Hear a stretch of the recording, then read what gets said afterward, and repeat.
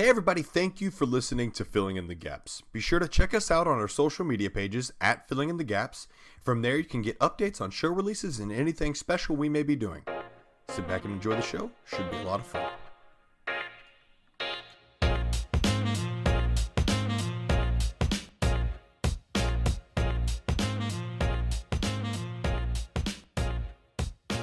All right, well, hey everybody, welcome out to another episode of Filling in the Gaps. As always, my name is Rich, and I live up in the state of Ohio, and joined as always by my friend from 1,000 miles away in the great state of Texas is Cam. The two of us each week will take a random theme and a random scenario, most of which have actually been created by you guys, our listeners, and mash it into some kind of idea that'll hopefully spark a thought that will lead to your next game night. Now, Cam, we've been having a lot of fun on social media lately, and by a lot of fun, I mean I've stopped being lazy on Instagram and actually posted a thing, but you've been killing it on Twitter and Discord. You want to tell the peeps about our great social medias they can be a part of?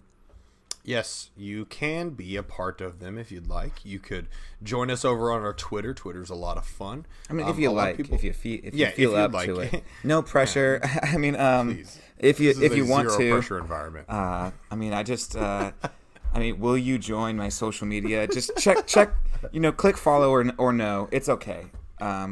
Hey everybody, what's up? It's Cam69420. Make sure to like, share, subscribe. I'm going to give you a quick strat on how to really slam down some sweet D&D action. No, but guys, really do appreciate everything y'all been doing for us so far on the social medias.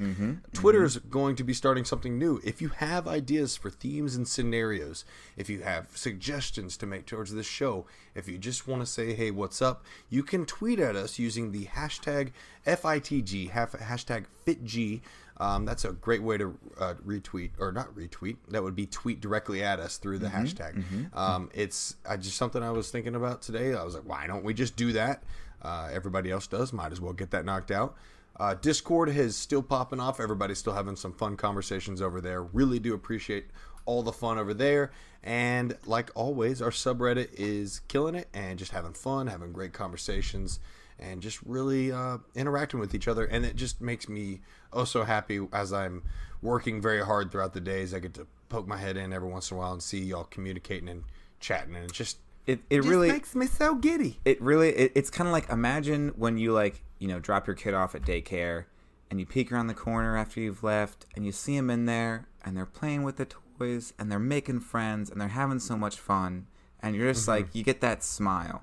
That's Cam. Yeah. It really is. You just, apparently to you, Rich, I have a higher opinion of our listeners, but all of our listeners are toddlers to you. So I see how it is, Rich. That's not what I was saying.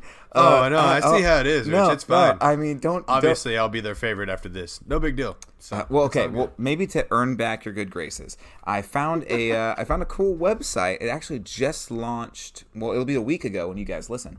But it just launched, and they are all about producing very cheap. I know there's a lot of great options out there for maps to run for game combat maps, but sometimes it can be a little pricey. These maps are excellent. You can spit them right out of your printer, and they only cost $1 for 4 maps. The website is called mysticmaps.com. I found them on Instagram. The maps look great. I'm actually going to use them for my next game night. So this isn't a sponsor or anything like that. It's literally just, if you guys like having combat maps but cannot draw or don't have the time, check them out. Hopefully you guys will enjoy them. That's super cool. Because it just makes it a lot easier for everybody involved. Mm-hmm. And it just keeps it. I mean, they're going to constantly be updating those maps and constantly adding more stuff to them, I would imagine.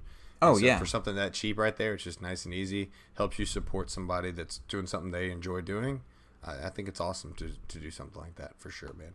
You know what else is awesome, though, Rich? Possums? Possums are awesome. They are. They get in your trash and they rummage around. Mm-hmm. The other day I saw a possum and it was rummaging around in my trash, and I looked at it and it looked back at me and it was holding up a newspaper it had torn up. But it had torn it up in a certain way that letters were arranged in a weird way. It actually spelled out a different word completely, a few different words. It was crazy. You know what it spelled out? No. Shall we roll? Oh, we shall. So for those guys who do not remember what I said literally just 3 minutes ago, that's okay. I have a little bit of an attention problem as well. What we're going to be doing over the next few seconds is I am going to be rolling on our list of 20 themes, and Cam is going to be rolling on our list of 20 scenarios, and we're going to find out what the rest of the episode is going to be about.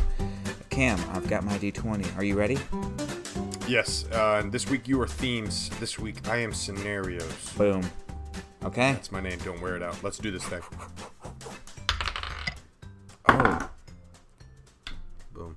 Man, I feel like I'm always a low roller when it comes to rolling for these. Hey, it's not about the size of the roll.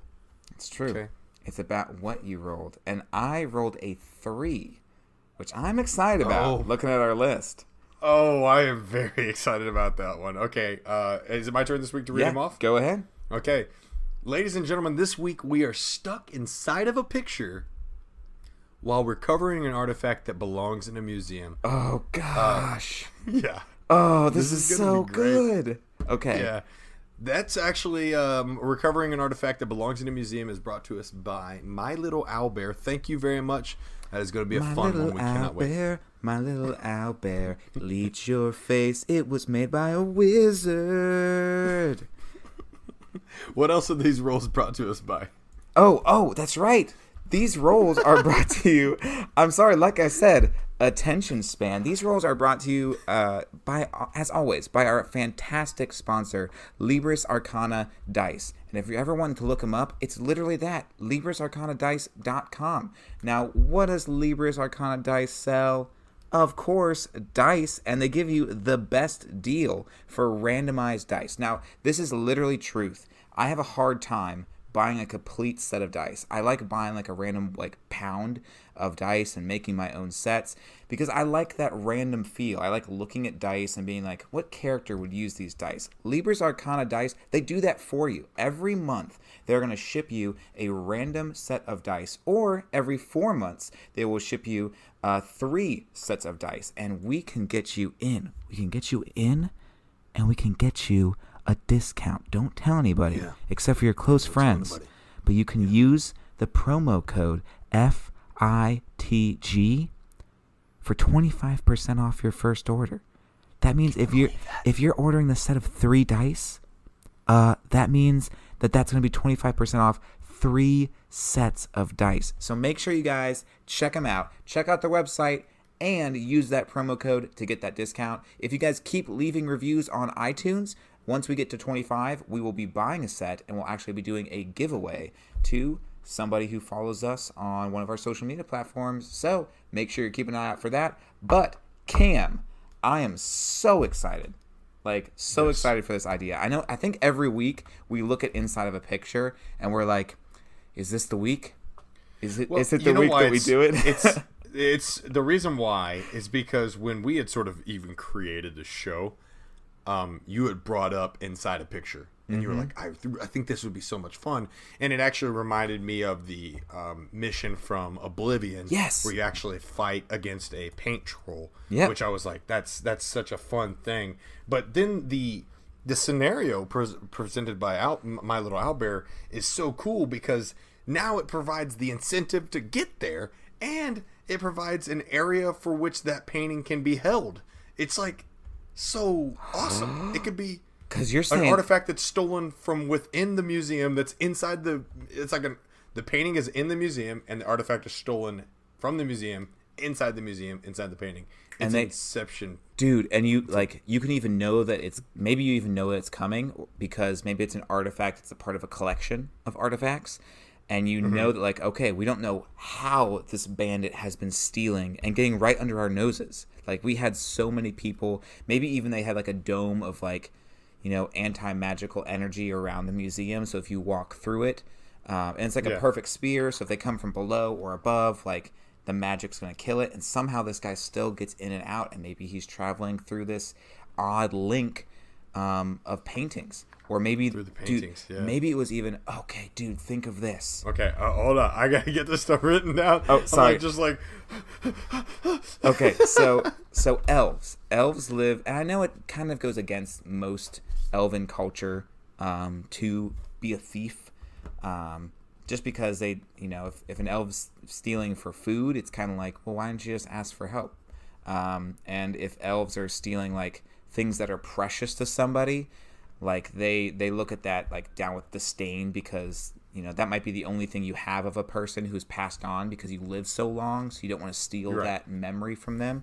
But there are elves who just, you know, are kleptos, and because of that they get cast out of the community. What if there's this elf who's a painter, and he has this master plan? He gets these special paints, and he infuses these paints with magic. Oh, yes. So when he paints these pictures, all of these pictures are linked together somehow. So the painter himself, he understands his talent, right? Exactly. He understands, and so there's like a desire. Maybe his ultimate desire is to steal, but not be tainted by the visibility of stealing and like being exposed to that. Exactly. And so his way of doing so is to sell these paintings to this museum, or get these paintings inside of this museum or, you know, art exhibit, and then while inside, it's like a Trojan horse. It's like he's Trojan horsing himself with a painting. It's amazing. And the best part is like with like a mystery aspect too. You could be like, well, look at these stroke patterns, or like look at like maybe he has a certain pen name he signs under, and you can like track that down, or be like, well, this shade of paint only comes from a specific like dealer. Like one of the art experts knows that, and they could like try to chase down where this guy's at. And then they get back to, you know, they chase him down. This could be even like they chase him down to get there. They're not even in the painting until they get to his shop. And once they get to his shop, like he hops into another painting, and they, you know, hop in after him. And that's where this whole thing goes down. Right. I don't know. What do you think? Well, I'm thinking like settings as well. I think this is a very cool thing that you can explore a bunch of vibrant, different types of settings. Yes. Maybe. And there's also part of me that thinks that what if there was a spell that could be cast that would make it to where any painting could be jumped into? See, I really like that idea too. Yep. Yeah, because I just thought of like, you know, there could be some like famous paintings that these players know of, and one of them could be, you know, this Arctic world. One of them could be, I mean, you could literally do anything you want to do in this right here. But it presents these opportunities of like jump in, jump out, sort of have these like single turn initiatives of dealing with the whatever it is that's inside that painting at the time. Oh, you know it could be so fun too? Okay, so I'm trying to think of what this book is. I had a friend of mine who was recommending a book to me one day. And in this book, there were these wizards essentially. But they couldn't create magic. They could only take magic out of books. So they would they'd have like, you know, Lord of the Rings in their hand, and they'd cast a spell, and when they needed a weapon, they'd pull out like Sting, or they'd pull out, you know, Gandalf's staff or something like that. Like any book, they could pull an artifact out of the book, or they could go into the book. The main character of the book actually learns how to go into books and will travel through books or interact with things that are in the book, which can be very deadly because you are entering into a world with these fantastical monsters and beasts, and you yourself are not magical. Correct. But I like the idea of, you know, this wizard, and maybe even your players kind of being able to do this as well, getting these incredibly powerful artifacts for like 2 rounds, because they're not like true. Yes. They're not true artifacts. Oh yeah, and it shows like you could just, your player just like runs and grabs the painting off the wall, and it's like, oh, what about this one? And then it's just like, poof, a dragon like sticks its head out of the painting and blows fire everywhere, or something like that. Or like even like you could explain like paintings. Like I'm looking at my DMG right now, just like at the artifact section, and you could have like a player who's like level 3. Wielding for a turn this incredible like plus, you know, 4 sword of cost that has spell casting abilities, or putting on some kind of awesome armor that wraps around him, but it only lasts for a few rounds. And it's kind of like this continual hodgepodge of like, reach into a painting and we'll see what you pull out. Right. And that also sets you up for some fun little, you know, you pulled out like a snail, or like a giant snail, or an ooze or something like that. And that would be so funny too. Or like you just like put your hand in and you reach in and like you just like pull it out and there's like a giant leech stuck to your arm or something like that. Yeah, just swinging their arm around and everything to that nature. Okay, so we've got. I think the motive is good, right? Oh yeah. The painter selling not the motive so much as it is the desire is there. So what's motivating this painter? Because we've done a lot of episodes based around beast or different types of creatures, but this is specifically a D&D race or any kind of race really, but for this case it's more of like a wizard type that is sort of almost normal. It's almost like the players in a lot of ways. So what kind of motivations would they have? Why would they want to be doing this? More so than just money or something like that. Could it be that they've been searching for a certain painting, and so that painting provides them like an amulet that gives them eternal life or something like that? Dude, how's that sound? That I think having the idea of this broken up artifact that is, to everybody else, like you said, it's just a regular piece of jewelry that looks beautiful. But this person knows that when they get all of them together, it'll create this amulet of immortality. Like it's a jewel here or a fine cut braid here or something here. But when he brings them all together in his workshop, like boom, now he's immortal.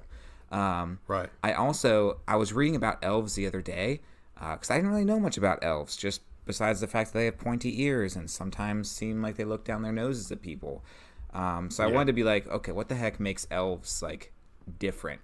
And I guess so elves, they have that thing where they trance for 4 hours a day, and that kind of shows how old they are.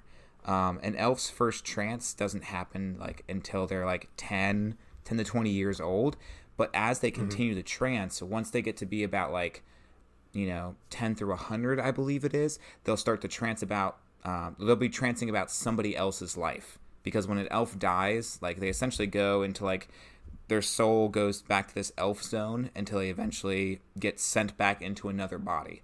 So that first, century of their life, oh wow, yeah, is just them dreaming and trancing about somebody else's life.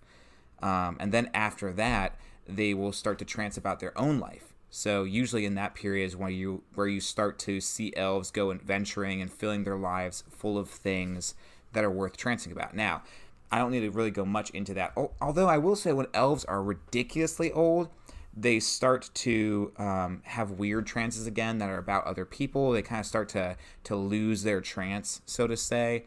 And some elves have a really hard time dealing with that. So what if this elf painter, what if they were so in love with this person in another life, and maybe this person wasn't an elf, maybe they were, whatever, but in this other life they were so in love with this person and maybe they were a painter in their last life, maybe they weren't even in this life, but they were so in love with this person that they painted all of these works of art, or there were all of these like statues that they sculpted of this person. And so in their new life, in this trance state, they just trance about this person because they were infatuated with them.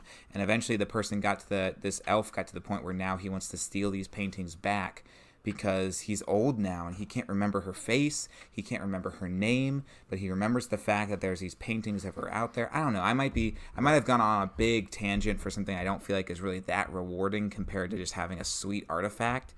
What if that artifact allows for him to feel like what if it's the vanity of the elf, right? So the elf itself, the elf itself that sits on the shelf. Oh my gosh, that's the name of this episode. Yeah, the elf itself that sits on the shelf.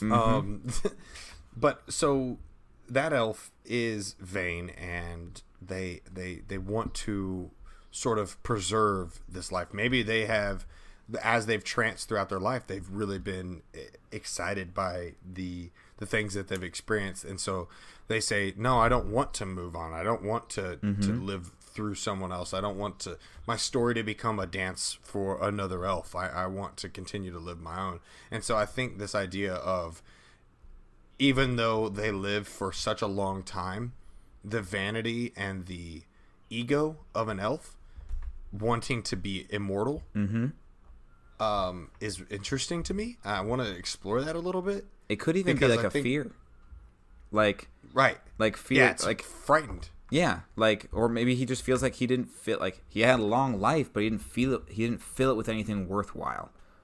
Right. And maybe that's And why so- he's now an old elf who's painting so much, because he feels like I've done so much and wasted my life, and I don't want to die and go back up, and me just He just didn't listen to filling in the gaps as much as he should have. exactly. And his life is just And empty that's- because of it. Yeah, right. He was thinking to himself, I just need a podcast where two guys are talking about storytelling. And he doesn't get that. And that's okay. Somewhere But- out there, there's an elf. Now There's an immortal elf listening. It's okay. You can go. his name is his name is Dagon by. Oh my gosh, that's beautiful. That's beautiful. Man, I'm an All of idiot. our fans in unison are now. I don't care when you're listening. Please, just clap. Just clap. No, it's like a oh man, that was terrible. But so okay, then let's say that I like the idea that you were talking about. Broken up artifact, searching for that, going through these museums. I like the idea of it being a specific museum that has attained all of these things Okay. through maybe one or two lucky, expeditions, and they just don't know what they have. Gotcha. But he does. Yep. And so he's popping in and out, and he's building relationships with these people, and selling artifacts to them or paintings to them that are allowing for him to steal them as they go. Mm-hmm. And one or two in, the museum starts to go like, okay, wait, what's going on here? Like, we're starting to see this kind of stuff, and then your players can start to investigate the stuff that's been stolen. What kind of relationship does it have with the other things? There's actually an artifact that has to deal with paint. I'm just now remembering it. Oh, really? I'm gonna. It's in the DMG, you said? Yes, it's Nolzur's Marvelous Pigments. Nolzur Marvelous Pigments. But why? What page is that on? Who's gonna look through the DMG? Oh, I thought you were already there. My Oh, bad. it's on page. Don't feel No, it's on page 183. So typically found in 1d4 pots inside a fine wooden box with a brush.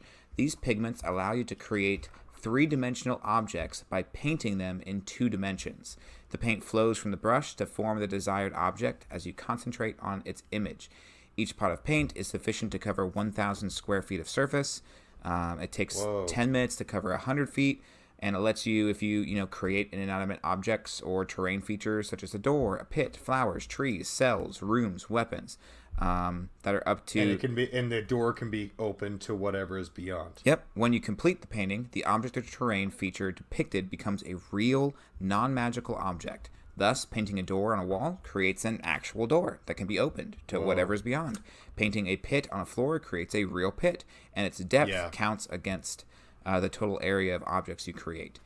I love the idea of this elf having this. Yes. Yep. And this is his way around the world, and this is his way that sort of like moves about. And then he also has paintings, because obviously our theme is in a painting, right? Yep. And so, man, a paint episode is so cool, because there's like a really cool juxtaposition, and you need to present this to your players, of like stark darks, like your mahoganies and your browns, and of the museum and the streets outside, and then these rich, vibrant paints that are being used to create whatever it is, and then these worlds that you go into are going to be incredible. Yes. No, I agree. Man, if you could only just show your players through your own mind's eye, that would be like what it looks like. Oh, that would be amazing. Now, one thing about, and this might be something you want to change, I'm not sure, but this does say if you paint a form of energy, such as fire or lightning, the energy appears but dissipates as soon as you complete the painting, doing no harm to anything. So you can't paint fire and burn somebody alive with it or anything like that, which could be cool then to have this like scenario where you're chasing each other through this museum and your players have one of these pots. And he's a pro, so he's just like, draw a ladder, and it's immediately there, and then he kicks it down, and your players are like, oh, let's draw a rope or an elevator or a pulley system. Oh, yeah, like they end up with one, and now they have that tool available to them. Yep. I think that'd be awesome. All right, so let's do this then. So now that we're sort of moving our way through the middle of the story. The painter has essentially been stealing stuff, and the museum has now employed the players to find out what's going on. Yep. What are the steps that you take as your, what kind of encounters do you deal with? What kind of things can you present to your players that can sort of promote this, initiate maybe some activity on this? Well, I think after they're hired, I think one thing they could begin to notice, or one thing they could do as their like preliminary interviews, is maybe I love the idea of having this like just precious janitor or security guard who like everyone takes for granted. He's been there forever. He's the janitor. He's got a big thick mustache. Right. But if people ask him something, or maybe the art director's like, oh, don't listen to the janitor, he's crazy, he's always spouting something off. But when you listen to the janitor, he's like, I've been noticing that some of my favorite paintings have the colors have changed. They don't seem, it's as if someone tampered with them, but only small details are different. And maybe this thief has gone around and kind of masterfully repainted over some of these works of art to make it so that he can go through them. Maybe it's part of his this paint kit is he's so expert at it that he can kind of paint onto like for instance the Mona Lisa. He can almost recreate it on top of it and make it so he can hop in and out of it. And this janitor is the only person who's actually like looking close enough to notice. Right, because that's the reason why they work there. They have no other value. Well, excuse me, I don't want to be mean to our janitor friend here. Excuse me, old man, sir. Thank you. Just he wanders off and begins mopping. Anyways, sorry, he can't hear me from now. That guy has no value. So, oh no, poor guy. No, he doesn't necessarily have anything that he wants to do, so he's going to surround himself with the thing that he loves the most in his life. And it's a stark contrast to this other painter that's using this art as a way to sort of move about the world. This guy is using it as a way to stay alive, as a way to feel joy, but because of that, he has just an absolute keen sense on these paintings, and that's a really cool way to go about it. That you can sort of promote, little like, hey, look this way. It's almost like he is the DM saying, "Oh, that looks interesting over there. Why don't you go check that out?" Yes. And see what's going on with that thing right there. I like this a lot, though, man. I also like the idea of like he can draw a weapon, right, and use it. Is that not against the rules in this thing right here? No, I think it's he says that any object you create technically can't like be worth more than 25 gold pieces. But I think this is one of those things where like I think this guy can do it. We break the rules. And even if it's like when you give it to your players later, if there's leftover paint, which I think is a really cool reward for this session is to have this paint. Yes. If you're okay with it as a DM, because this is an item that don't give it to your players if you're not okay with them constantly coming up with wacky ideas that kind of like. Well, I mean, you can also just have. Paint runs out, so. Yeah, that's also true. But I think that you could say like, well, he spent his life, like decades, centuries, working with that paint. So for him, he was able to kind of masterfully create weapons, but with your talent, like you're not able to. I think that's a good enough excuse. Yeah, it's like in Faerun's Gully. With the fairy dragon, they have an enlarge and shrink, spell. Yep. But he has it's been a part of his life. What's his name again? Draco, right? Draco. Yep. Yeah, nice. I remember his name. Draco. Yes, Draco. I must break you and shrink you. But he is he's learned through time and just excessive use how to become better at it, and that's okay. That's perfectly fine. We're telling stories here. We're not like sitting here just eyeing over this rule book. My biggest thing that I always have to say is, do you want your players to have fun, or do you want to play a game? I mean, I know that sounds weird to say, but it's like, do you want to play a rule book or do you want to go have fun? Mm-hmm. And these little moments of fun like this, where you say, yes, he creates this magical, wonderful thing in front of you, and then your players can create a rope or something. It's just they know where they stand in relationship to him, and so I think that's the way to go for sure. Yep. I'm a rule breaker though, so I can't. He's a rebel. I'm a rebel. Okay, so now as we start to move our way towards like not the end of the story per se, but I don't know. Go ahead. Let's camp on encounters a little bit, because I know. Oh yeah. I know Good when we first started this whole thing, you were like, "Man, I love the idea of like Oblivion had this paint golem and hopping in and out of pictures." Yeah, didn't even. Yeah. See, that's why they pay you so much money. I listen when you talk. I'm here, dude. I don't just say. I don't. I'm interested in what you're saying. So with that, why don't you tell me some more about that thing you were really What interested in? am I, just a pretty face to you, Rich? Is that... No. Yeah, whatever. No, babe. You want to babe. get out of here or what? Babe, tell me some more about that thing you really love. You know. Hey, tell me about all those people that you hate at your job. Yeah. Oh man. Me too. They're the worst. My favorite's the tell me about your dream last night. Wow. I've sat through about 30 seconds of this and I don't want to hear it anymore. Yeah. Yep. I've been there. I'm also that guy who will wake up and be like, "Did you go hear this dream?" But speaking, no. I'm that guy. But anyway, so going back to like encounters, when you said paint golem, when you said hopping in the pictures, what were things that like popped into your mind? Just spill for a second. Exact replicas of the room that they just left. Was the first one that came to my mind. Ooh. So explain like the exact replicas. So that you're going from like one room into a room that looks exactly like say it. For example, you're in a museum, in like a museum hallway or something like that, right? And you're running down a hallway, and then you jump into a painting, and maybe the painting itself, or it could be like a full size, like a giant painting, right? Mm-hmm. That looks like it's a painting of a hallway. It looks like a hallway going to the right, but in reality it's a painting. And so you run into it, and then these unusual, crazy things start to happen to your players, even though they feel like they're in a hallway, when in reality they're inside of a giant painting that they just so happen to stumble within. Yep. You know what I mean?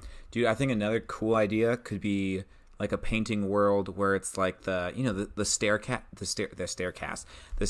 painting where it's like an optical illusion and like the staircase are upside like down. Super Mario 64. Yep. I think Like that could where it's be... a never-ending staircase. Yes. Well, the never-ending staircase, but like you know, like it's like a famous painting of like the staircases, and there's like somebody walking up them, and then that like David, like that's in that movie with David Bowie. Yes. Bowie. Yeah. Can you imagine, like, even for one of your combat maps, printing out that picture, and then just being like, "Here's your combat map." Good luck. Up and down and all around. So where is he in relationship to me? He's about 6,000 yards away, but he's also 14 centimeters away. Yeah. So figure that one out. So he is in range for counterspell. That is very true. So we always got to remember that. And then I was also thinking, like a dense forest would be a cool painting setting to get into. Ooh. That ended with like, you know, this is where you could sort of explore some sort of more or less classic fairy tales. I think would be pretty fun. Mm-hmm. You know, you run into a painting and it's Snow White and the Seven Dwarfs, and you end up dealing with a hag that has an apple, but the apple, you know, I don't know what the apple would do other than just be green and try to kill Snow White. But it could be a hag, and there could be a little battle right there with a hag. You could be stuck in a swamp. You could just find yourself running through these like fairy tales. Yeah, it's kind of like paintings. It's like a mixture of like Rick and Morty and that scene from Doctor Strange where he's like kicking people into those pictures that open up. They were like portals. Did you see Doctor Strange? Because I did. I did actually. Yeah, I actually saw a movie one time. You know what? Hey everybody, 2 claps just wherever you are in public for Rich for doing that. I saw a movie. Yay! You saw a movie on Netflix. But that scene where you're getting kicked into pictures. Like I imagine too. What if it was something where like you quickly learned how to like do this painting thing, but you are kind of ruining art pieces by doing it. But maybe the guy just kicks one of your players into a painting, and then everybody else keeps chasing him as somebody else like throws something in or reaches in to like pull him out. But just even for that round, even just one round of being affected by what's in that painting could be cool. Like one round of your player being like, okay, you're kicked into a world where it's a painting of like a vicious swirling sea storm. Make a Constitution save. Let's see, like if you stay above the water, how much damage you take or stuff like that. Right. Yeah, and it's cool because you have like the imagery of players reaching in to the painting, pulling their player out, and there's water splashing out of the painting. Yes. Yeah, I like that idea actually a lot. Now, I like the idea that you said of like throwing a. Oh my goodness, burst. I did not mean to burp. Hello. Full of the gaps inside the painting. Yeah. I took a huge shot of whiskey just now, and so I was like, you know what?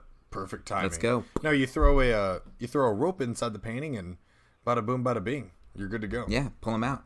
Now I like the idea too because you're saying I think one thing that's so cool is kind of like Super Mario Sunshine style. You guys are chasing each other, and it's just colorful. There's these ladders and ropes and slides and doors, and it's just like paint all over the place. But I also love the idea as you're chasing and making your way through the museum, like you turn you turn a corner, and it's just like this a total tone change. And I don't know, this might be more just my style, but you go and it's like a super creepy like part of the museum where like this whole room is just like all this really like just like creepy art that's just very like disturbing, and like you're like, oh shoot, we know he went in here. I really don't want to get pulled into any of these paintings. What if I actually like this idea? What about this? If it's like sort of like a circular room, and then all the paintings are sort of like that. It's like almost like a hill with a backdrop of like a moon with a tree over it, and then you start to see decrepit hands crawling out of each of the paintings. So good, and they're dripping with like decrepit paint, but it's zombies. It's paint zombies. They're crawling out of the pictures. Yes. Yes. Yeah, that would be pretty fun. That's so good. Man, even you made me feel all giddy. Whenever you do that, I'm burping earlier, and now I'm feeling all happy and giddy inside. A good idea. Yeah. Well, I even like the idea too. That could be an idea too. I mean, if this is a museum and there's people in the museum, like that's another encounter to take into account. Is like what's happening to other people who are in the museum. I think that could be a really cool room where maybe some of your players stay back to fight these hands or to fight these paint creatures to save people who are in that room. Maybe even the janitor. Yeah. That would be so weird if the paintings that this janitor noticed were weird were these super creepy paintings. And he's like, they speak to me on a deeper level. Yeah. I wish Cam was in that painting. I hate that guy. Oh man, there could be paintings of revered people that you pop into, like these maybe like really, this is when this king signed over this treaty, and your players spill into this ballroom as this is happening or something, and they're interrupting this quiet ceremony. Yes. And they have to deal with it, and guards run for them, and I mean the painting ideas are fun. What about outside of that though? Because we've gone through the paintings, right? But what about the artifacts? What about that's true. How many would you do? Would you do like 6? Would you do 7? I guess that's dependent on your party size, maybe. What kind of scenarios or what kind of little encounters could you build around those? Man, the artifacts. What if he did? So in here it says, nothing created by the pigments can have a value of greater than 25, right? Mm-hmm. If you paint an object of greater value, such as diamond or pile of gold, the object looks authentic, but close inspection reveals it's made from paste, bone, or something other than worthless material, some other worthless material. So what if there's more that's been stolen than what has already been previously known, and they just haven't been inspecting the other ones? And so maybe something gives away that now you're all actually, that could be a real cool suspense moment of like, oh my goodness, this guy is so close to having all these artifacts. Maybe if you've learned something through, a painting or reading, That could be another thing right there where your players see like, oh, look at that, and they smudge it, and it's just a rock with paint on it. Dude, I do. But from afar, it looks like that. I love that idea. Like, I think for like a paint set like that, like, I think that could be a cool way to go. Really, with anything, is to have someone who's doing that. That could be an idea you throw into like a traveling merchant, or just even a common thief. Could be doing stuff like that. There was another idea I had for artifacts. By the way, I just now got your Super Mario Sunshine reference because I forgot the main villain was like a painter. Yeah. In that game. Yeah. That was probably my favorite. It's a fantastic game. It really is. It's a highly underrated Super Mario. I think it really is. And here's my thing. I'm not even a huge Mario fan, like, which I know is crazy because I feel like I should like it, but Super Mario Sunshine is like one of the Mario games where I'm like, nope, love it. Like, so much nostalgia. But yeah, it was great. Bringing artifacts and paintings together, and I know I kind of like said something about this that was opposite earlier on the episode. What if this guy was kind of breaking space and time a little bit? Maybe he's going into these paintings specifically because these paintings have a picture of the artifact in them, or a picture of part of the artifact in them, and maybe he's just trying to build them all together. Like, so maybe it isn't that the things he's pulling out of this painting are, not permanent. Like, maybe they are permanent, and maybe he's going through and finding these pieces of an amulet of life, and he's going through, like you said, there's a painting of this treaty being signed, and maybe that's even the first one that, like, someone notices, like, I think the artifact in that painting, it looks off. Like, it used to have this certain hue to it. I don't think this one is a different color than it was yesterday. Right. And it's like, that's kind of strange. And then maybe when you're chasing this guy in, there's like a battle scene. Think like Napoleon Bonaparte. There's just this battle going on, and there's this guy up on a horse, and he's like, his horse is like rearing up in the air, and there's these reds in the background of the painting, and like just a sunburst behind him. But on his neck is a part of this artifact. And maybe like when you're looking through the museum, you notice somebody different in the crowd, or you notice something that makes you like, and you kind of reach out and you touch the painting, and very like, ba ba ba ba ba ba. You're like, oh, okay, I guess we're hopping in. Okay. And then like you hop in, and you're literally in the middle of this like World War II type war scenario, and there's pockets of people fighting all around you, and you're chasing this guy through the trenches trying to get to this commander.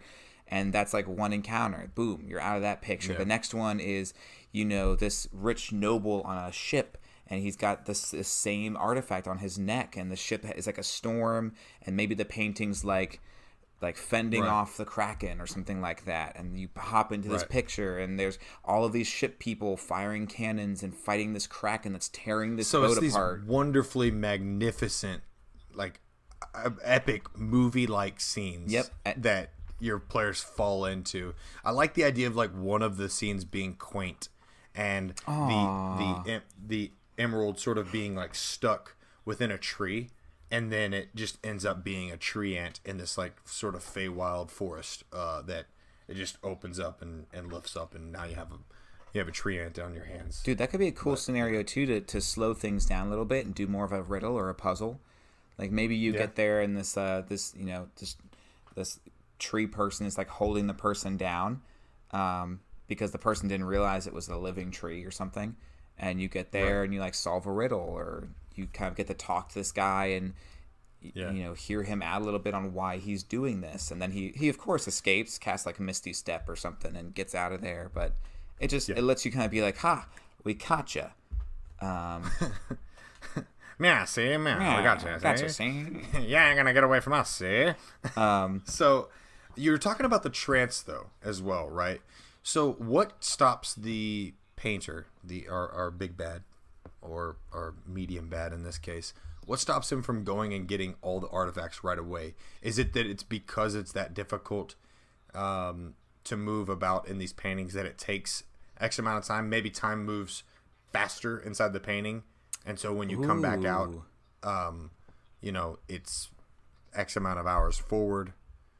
And maybe that helps you a little bit, I guess. Well, that's what I was thinking. Because what stops him from just being like, yep, this is mine. Cool. Well, maybe in one night.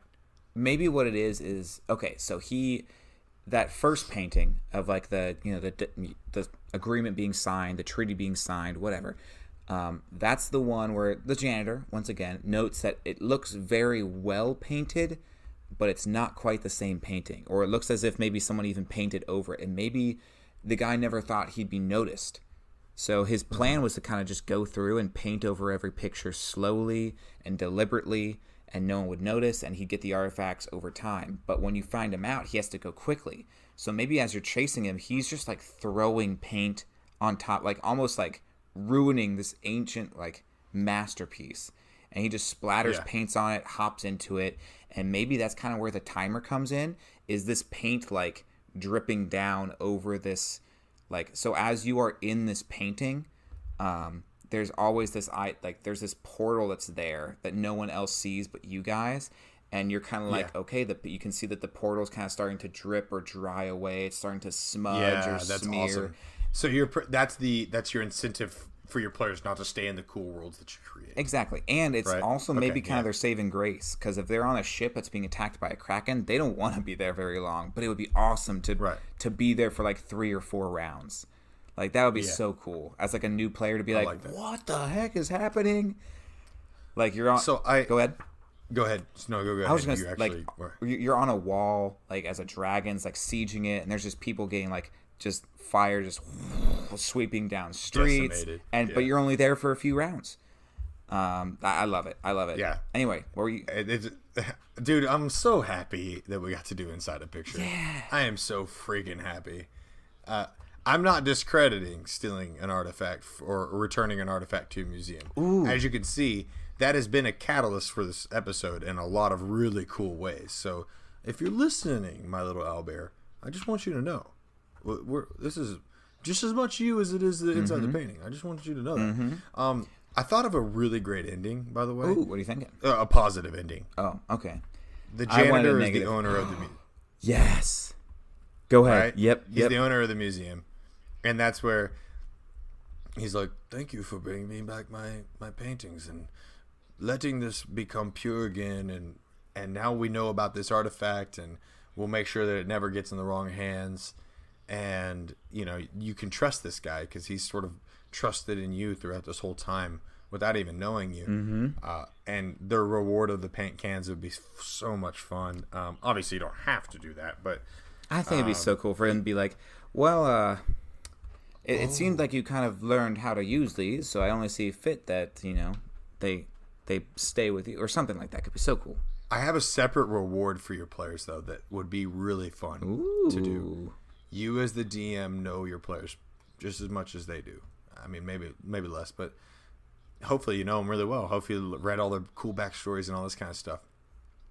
What if the owner of this place is this like renowned painter that everyone had forgotten about or something, and he asked them to speak on their past for just a short period of time, and then he turns around and hands them this masterpiece, and it's their ability to go back and visit a memory that was valuable to them.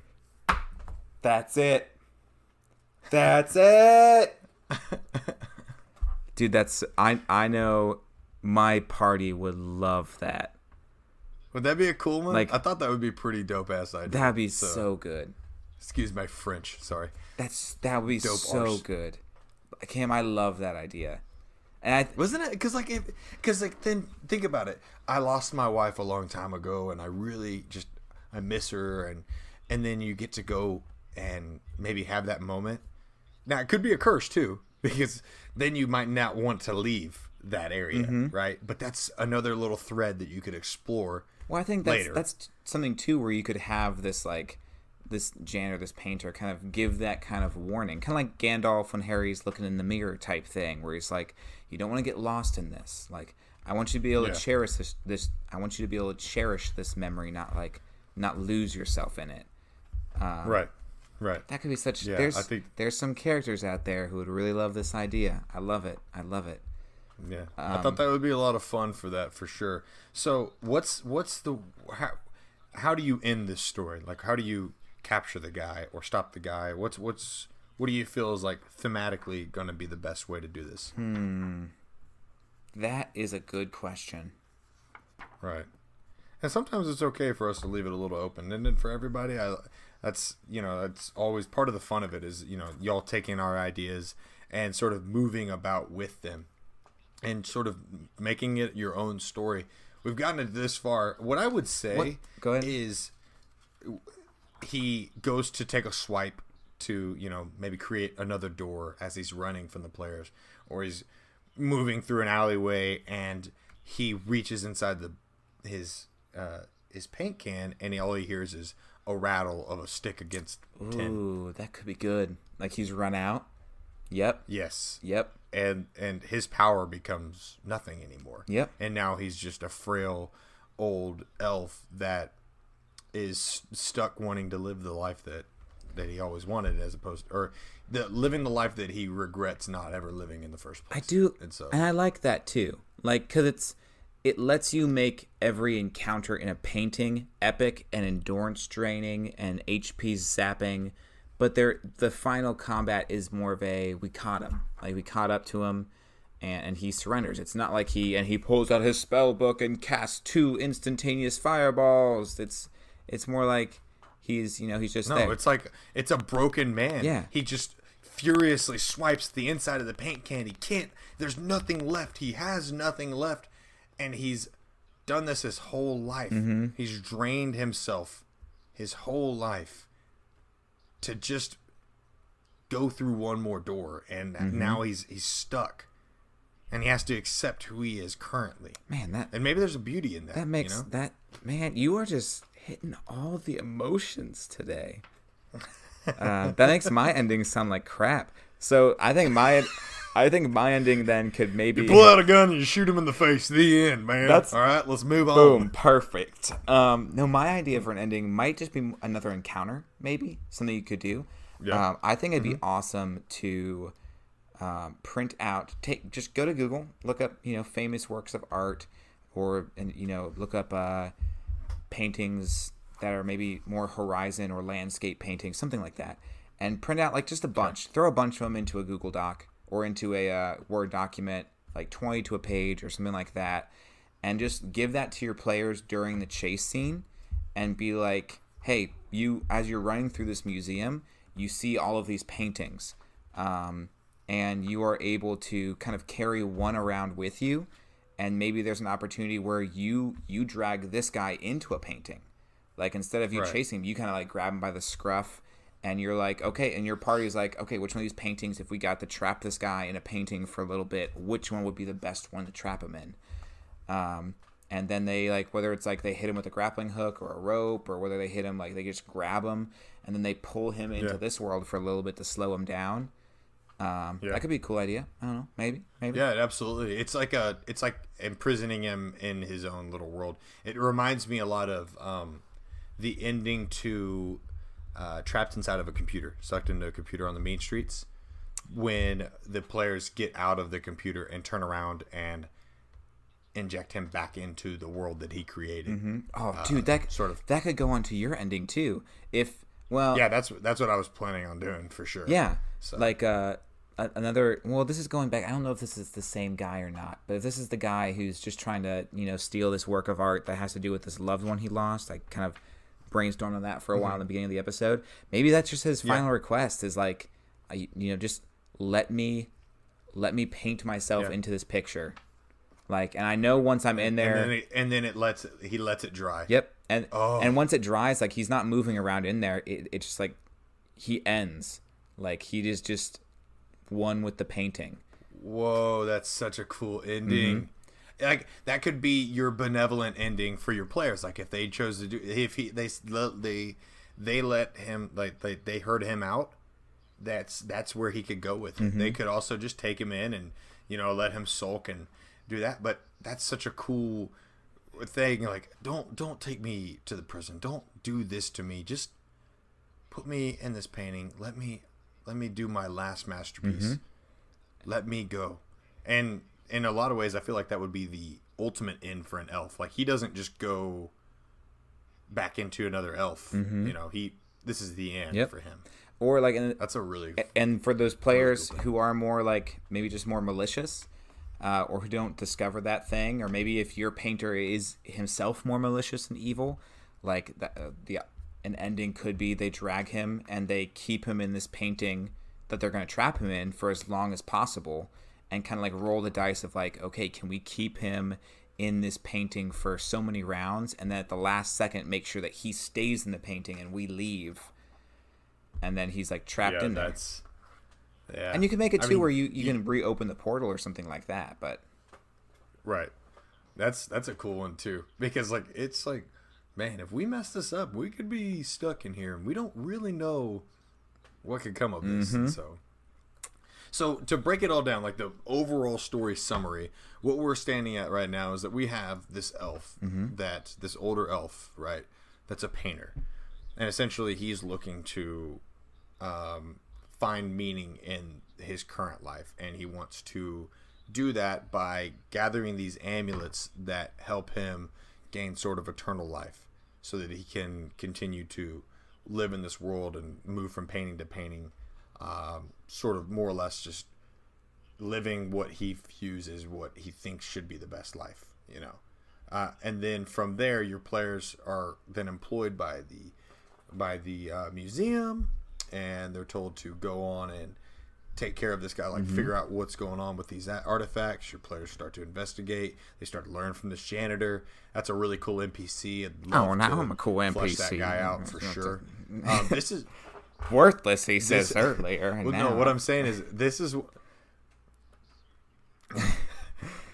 Sir, That's you all I've have wanted to me. hear. Man. We should honestly, it's funny because we find ourselves sort of working on our own supplements in a lot of ways. Like you'll work on one and I'll work on one, and we'll definitely dabble. But this one right here, I think we could combo and have a lot of fun with it. By the way, just to point that out.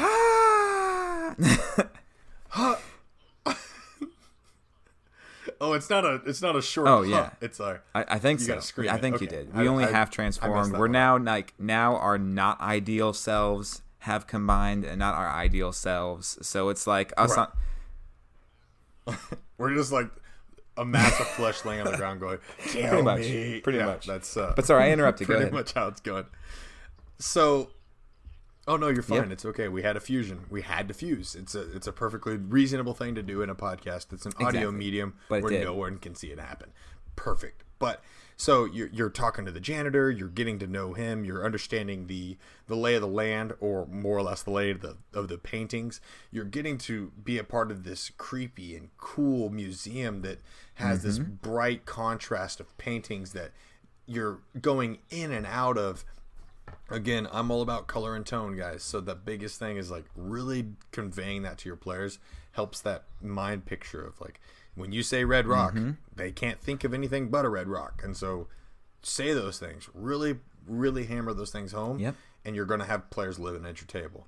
But anyways, I digress. You move on, you continue to chase him down, and you start to gather the clues, and you start to chase the paint trail, and then slowly but surely you get a hold of him, and lo and behold, there it is. And lo and behold, I say lo and behold 2 more times. Lo and behold. Love it. Lo and behold. Who made up that? Who made up lo and behold, by the way? Because I need to figure out why they said this sounds good to me. I don't know. I'm going to have to look into that. So with that being said, okay. It's your turn. And that's why I was getting quiet. I was trying to think of what scene, what scene best wraps this up. Okay, but this is what I got. I'm gonna give you the picture I've been thinking of. Oh, I see what you did there. Oh, I didn't even mean that. Okay, so your party whips around another tight corner of this bright and the bright white hallways of this museum, continuing to dash past paintings and works of art and pottery. You see at the end of the hallway, the painter is already splashing paint on top of another picture. And as soon as the paint hits the picture, water erupts out of the painting and begins filling the hallway. Everyone make constitution checks to make sure you're not pushed back. The artist himself grabs onto something inside of the painting and pulls himself in. Quickly, you make your way down the rest of the hallway, splashing through kneefuls of water and dive into the painting after him. The painting was called 20,000 Leagues Under the Sea, or The Shipwreck at the Bottom of the Sea, or something like that. Soon you find yourself Under the sea. Quickly you find yourself submerged in water in this painting world. You look behind you, you can see that the painting is beginning to the painting portal is beginning to evaporate quicker than usual because of the water. You look forward and you can see the thief has already grabbed onto the amulet in this treasure chest inside of this sunken ship. He turns around and looks at you, and you all have to decide: is he making out of this painting? Are we all making out of this painting? Do I chase after him? Do I go back? You sit underwater. Sharks already beginning to circle around you as you get ready to make this decision. I don't know, that's what I got. I like the idea of water coming out of the painting, so I kind of went. The water coming out of the painting was like, what? Dude, that could even awesome. That could even be honest. Like, this guy's just Rick and Mortying around like the museum. Like, if you like I forget what episode it was, but there's an episode where he's just like opening portals to different dimensions, and like tentacles are coming out of one, fire's coming out of another. Yeah. That could be something like during I love that during too. the hallway Yeah. chases, he's just hitting pictures just to get stuff to come out of them. Yeah, no, I mean, hit a picture of a giant beast on it, and then there is a beast or something. It's Yep. just, and it could be like large beast, like a dragon, and only its head fits through the picture, and so Oh, that's so perfect. yeah, it's just that. And it only lasts for so long too. Right. Like, it doesn't have to. It's not permanent because that portal eventually goes away.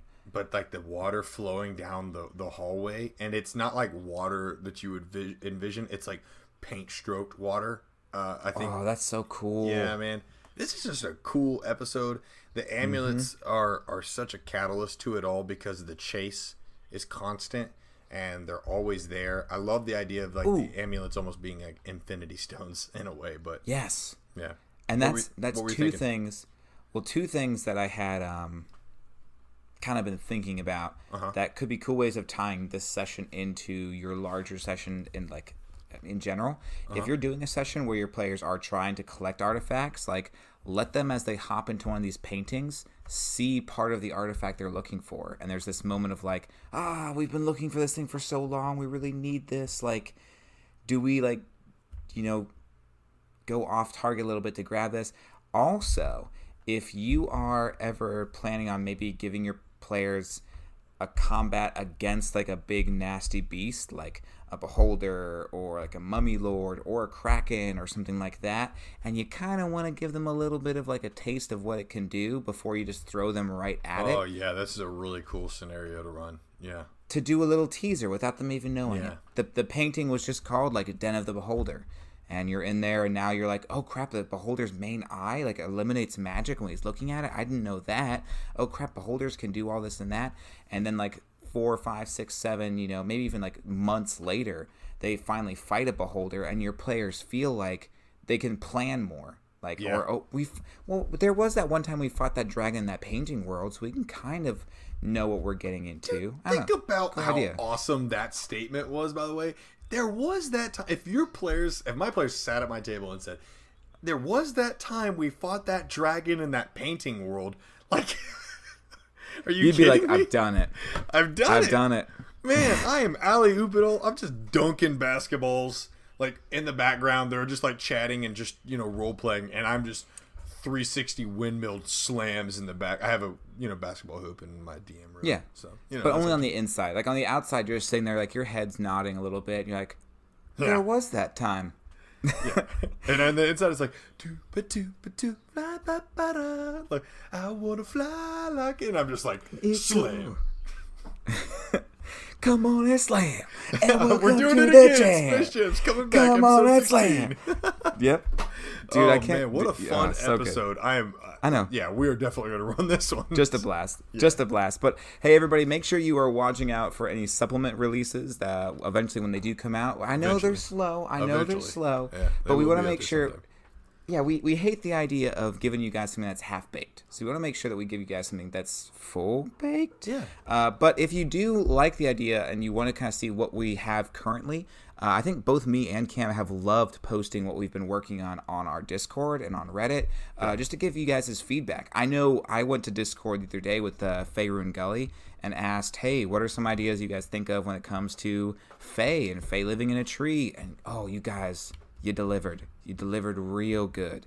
Mm-hmm. I need to go back through and make sure I post all you guys' ideas next to those session names, because I gotta give you guys shout outs. Yeah, we definitely do all shout outs inside of our supplements as well, just to make sure that y'all are aware. So Yeah. But yeah, make sure you guys are on the Discord, hopping on for ideas. Let us know what you loved out of this episode and if you ran it, and we will be seeing you guys on the next episode.